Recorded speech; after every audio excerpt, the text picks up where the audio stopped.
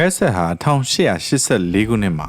Australia မျက်စိအထူးကုဆရာဝန်ကာကိုလာရဲ့စာတမ်းတစ်စောင်ကိုတွားဖတ်မိပါတယ်။အဲ့ဒီစာတမ်းမှာကာကိုလာဟာဒီမျက်လုံးခွဲစိတ်ရာမှာ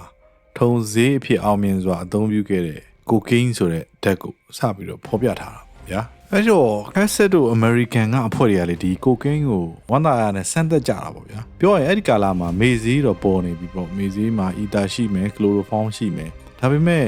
အဲ့မေဈေးတွေဟာ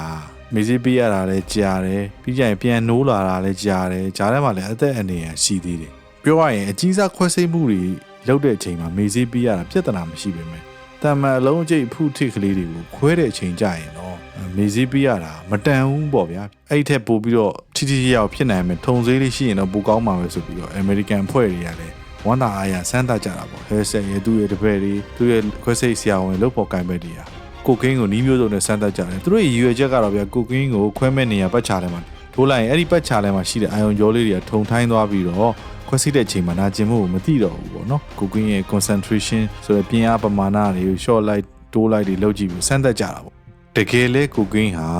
ထုံစည်းအဖြစ်အလုပ်ဖြစ်ခဲ့ပါတယ်ဒါပေမဲ့ဘေးတော့ဆိုးကျိုးအနေနဲ့ကတော့ headset ကိုယ်တိုင်ပဲကိုကိန်းကိုမတုံးရမနေနိုင်လောက်အောင်ဆေးဆွဲသွားတာပေါ့ဗျာ